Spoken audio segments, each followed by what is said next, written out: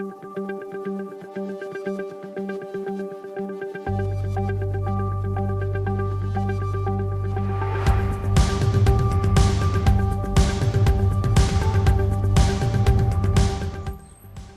everyone, happy Dumpling Festival! 端午节快乐! I'm Kelvin Sumerhai. Today, I'm at Kim Chu, which is along East Coast Road. And of course, Kim Chu has a very long history on the Peranakan culture and is also very famous for its bajang. So without further ado, our dear residents, let's go into the world of bajang. Let's go! Hello, Laoban. Hello, hi, Edmund. Hi. Hi, nice meeting you. And Edmund is actually the third generation business owner for Kim Chu. That's right. So you want to say hello to everyone in Keat? Hello, hi everyone. Yeah, so today, of course, sorry for intruding into your privacy area not at all. where bajang making is in the process. And of course, we have a lot of residents in Keat as well, Right. which is waiting to learn how to make this wonderful bajang. Okay, let me show you the steps and what's Yes, required. but before that, Yeah. there might be some youngsters, which is like me, who know a bit and not a bit about Alright. this Dumpling Festival. I know it has something to do with this wonderful gentleman called 7元, 8元 or 9元, right? Yeah. So maybe you can educate us a bit further on what Dumpling Festival is about before we begin. Right, so this festivity of the 端午 Festival is brought to this part of the world by our Chinese forefathers. Okay. 屈原. 屈原 so it's 屈, yeah. Okay. Yeah, so the idea is that we enjoy eating rice dumplings together as family to commemorate this this gentleman called 屈原.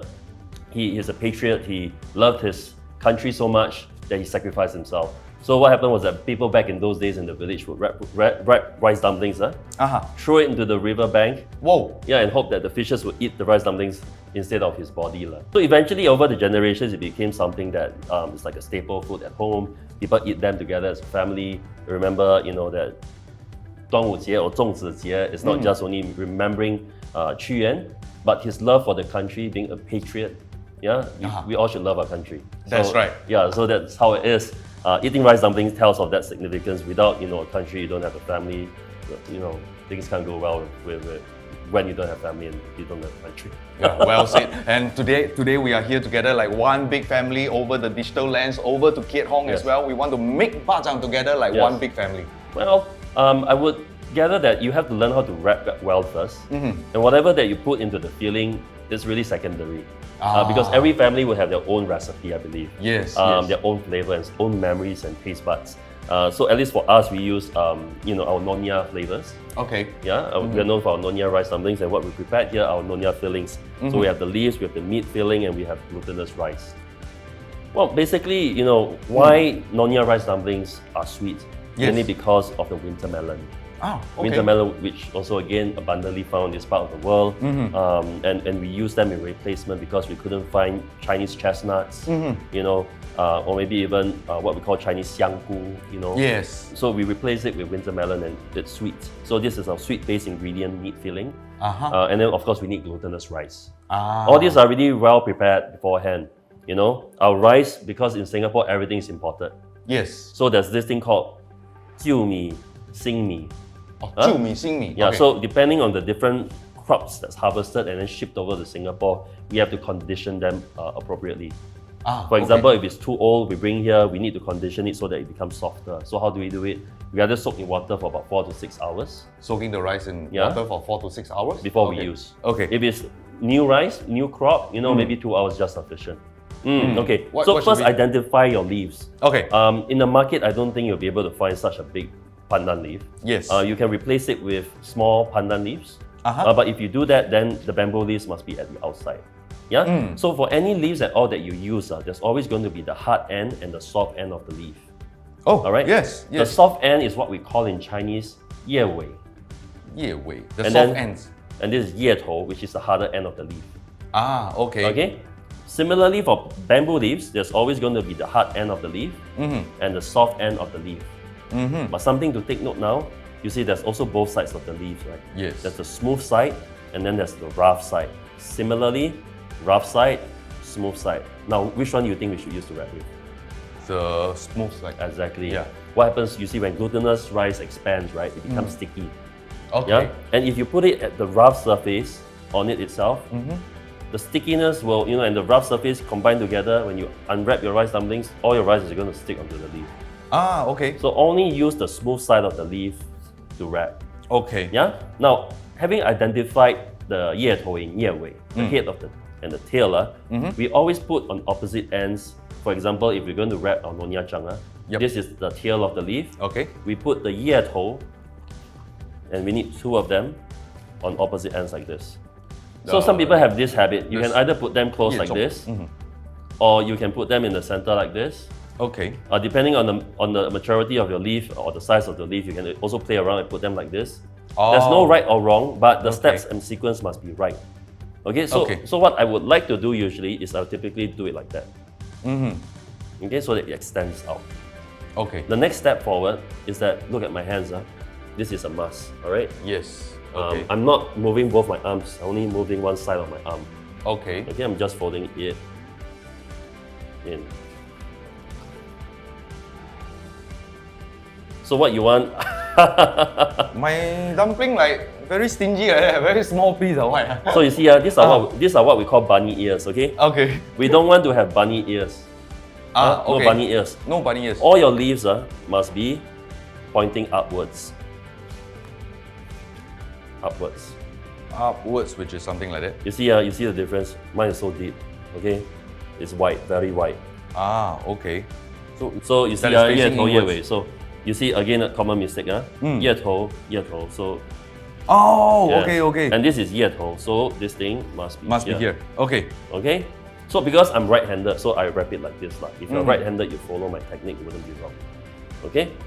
I'm just moving and adjusting my right. See, if I show you my finger, this is the center, all right? I'm just folding this in like that. Okay. So everyone in Keat Hong, work hard, okay? You can do it. Okay, so this is the step one. Exactly. Okay. I mean, if you, I could just show it to you, Wrapping is not easy. Yes. It may seem easy, but there's some trying, required. Yes. No, but it's really important when you fold that there's this flipper here. Okay. This flipper is really important. You need this. Okay. Without this, what happens is that, for example, if you have a hole, you see, no matter how I fold, it's right now correct already. I don't know how to fold wrongly now. But for example, if you hold and then there's a hole here. Yes. When you put your fillings in the boiler, it becomes porridge because water can go in. Oh, okay. Yeah? So make sure that you always fold it correctly, leaving a small little flipper at the end of your wrapping process like this. This ensures that no water will go in. Okay. Yeah? Now when you have the rice dumplings ready wrapped out like this, the leaves, yeah? Then you're ready to put the ingredients lah. Yes. Yeah? So we will just put the glutinous rice. One spoon of rice first, not so much. 1 spoon. Okay. And then you notice I would spread it out like that. Why do I want to spread it out like this? Mainly because when you put the ingredients in, you want the rice to cover over the meat. Yes. So it expands out. Okay? And then of course you want to be very generous with your meat filling. 1 big spoon of meat. Alright? And then you scrape it in. There we go. Okay. Alright? Next, top it up with another spoon of rice, not too much. And then that's it, Now, the next step is really, just formalities, and if you're first time wrapping, you might just want to take note, this is just a guide. I'm right-handed, my left hand I have a shape of a gun, okay? This is the lip of the rice dumpling. We slide it in like this. Okay. Okay, this is the threshold, okay? You cannot fold beyond this line. So what I'm going to do next is to fold this down. Fold it down. Okay. And then as I fold, you see this line here? Oh, yeah. Okay, any leaves at all, you find leaves always got this stem behind one. Yes. Pandan leaf also have, okay? So this leaf is a very good indicator. So what we're going to do, we maintain this V shape. We're going to fold it down. We're going to pinch it on both ends.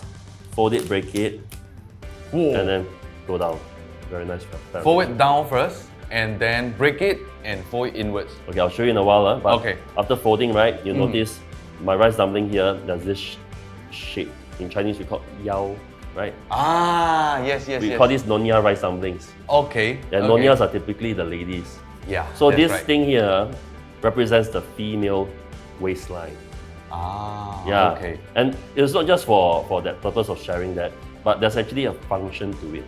If you don't fold the rice dumpling with a waistline, you don't have this gap here. What happens when glutinous rice expands? Yes. Don't have room to expand, you won't have this shape really. So you need to give the rice sufficient space to expand. That's why we leave a bit of space here. And then you have the pyramid shape. When we're tying the string next, which is the last step, this line here gives us the indication to know where to tie the rope onto. So we are going to tie it across this line, okay? So if we can show you, it goes around once. Okay. And then I tie. If you tie it correctly, it should stay, right? Yes. And then obviously, then the next step will be for you to have a live knot. A live knot is required. You see what I'm doing? I'm just pushing it down. Yes. When you boil the rice dumplings into the boiler, it will expand and the rope will be loosened. After you cooked it already, you want to be able to hang it somewhere and to tighten it. Rice dumplings are not best eaten when it's super hot. It has to be best eaten during ambient temperature. So you let it hang when it's cooled down already, then you eat it lah. I see. So right now we have these 2 dumplings that is ready. We can actually place it into the boiler. Well, then can start makan already. Well, it's going to boil for 45 minutes or more because we're using a compressor cooker. But if you're going to boil for 45 minutes, I think it's best to wrap a bit more before you boil. So if our resident is actually bringing it home to boil Yes. at home, it could be shorter. Well, if they have a compressor cooker, it might take about 45 minutes to cook. Okay. If they do not have, then it will take 2 hours. So I think we are all ready to go Right. into the boiling process, right? Yeah. Okay. Sure. Let's go. Come on.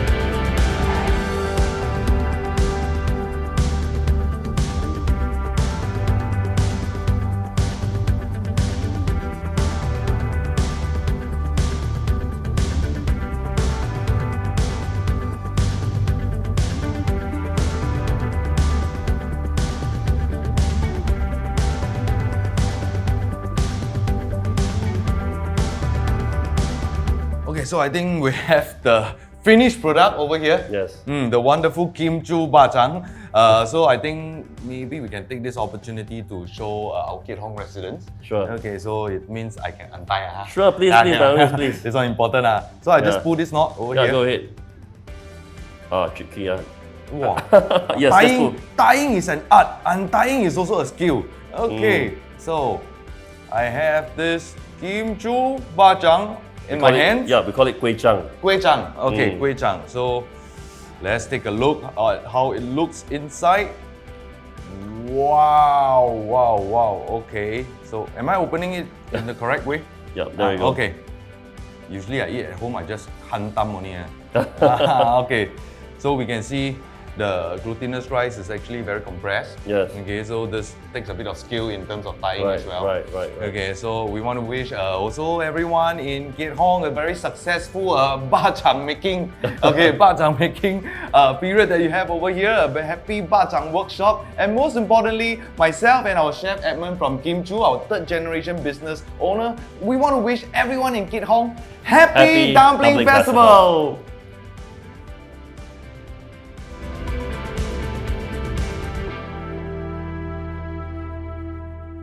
Just a recap, okay, so a very fast one, 叶头 and 叶尾, 叶头 and 叶尾. Yeah, so 叶头 would be the harder side. The harder side, okay. And then 叶尾 would be the softer side. Yes, as for the 重叶, which is... 重叶 also the same, the harder side. Alright, and then the softer side. Now we always put the harder side end of the 重叶with the tail of the pandan leaf. So if your leaves are big enough, you can just put them together. If your leaves are smaller, you can extend them out. So it really depends. You must be, willing to explore lah. So what I would usually recommend is that you put your hands close to each other. Okay. Pull it down so it's easier to see. And I'm only moving this side of the arm. It goes in like this. And then you should have an ice cream cone. Maybe you can show it over to the camera, okay? Yeah, so it should look like this. Alright? We don't want the leaves to be folded like this. No bunny ears. Alright? No bunny ears. But we want all the leaves to be pointing upwards. Now, when we're pointing upwards, you want to see this line. This line is really important, all right? Okay. This line. Okay, so yeah. the next step, we're going to put in the glutinous rice. Yeah, so next step, what we're going to do is just, not too much rice. Just this will be enough, and then we're going to spread it in. Ah, okay. Yeah, must always have this gesture of spreading it out because you want to have the rice to have sufficient space to cover the meat filling. Yep. Yeah. Next, be generous with your meat filling. 1 big spoon. Be generous, three scoop can If you can put it in and if you're going to keep maintain the shape, okay lah. But just be reasonable. Be generous, but not too greedy also lah. Yeah lah, because sometimes our customer, we always think of our customers. You must give them enough feelings. Yes. Right, 感情. Okay. Okay, then another spoonful of rice goes in. It bubbles up. Again, the technique to know if your first time wrapping, have your left hand. I'm right-handed. Left hand as shape of a gun. Okay. All right. Open up, comes in. I fold. Okay. Okay, always maintain your V shape. You need a V shape. Fold, pinch. Pinch it. This is where I'm going to crack and fold it up and fold it down. Wow. Okay. Can you hear the sound? The sound is like really nice. Crack, crack. Yeah. It's like when I hear that sound, it's like, okay, I'm doing it correctly. Okay, so as long as you hear the sound, you know you're cracking it correctly. Yeah. So then when you wrap also, please maintain this. The yao. The yao. Uh-huh. Yao very important. And then when you fold it correctly, this line here should align with this line. Gives you this pyramid. You take the rope. It goes around once. Tie. And then making a live knot. Now you see, I always hold the rice dumplings like this. Yes. Yeah. This should be the right grip. Okay, because you're holding on to this flipper here. If you don't hold on to this, it will just fall off. So there we go. Now you see I have 2 rice dumplings here. Yes. Please make sure that when you tie your rice dumplings, they are on the same length. Oh, okay. Cannot one high, one taller, one shorter. Reason being? When you put them into the boiler, you want them to eventually pull up together. If some of which are taller and shorter, it's going to entangle.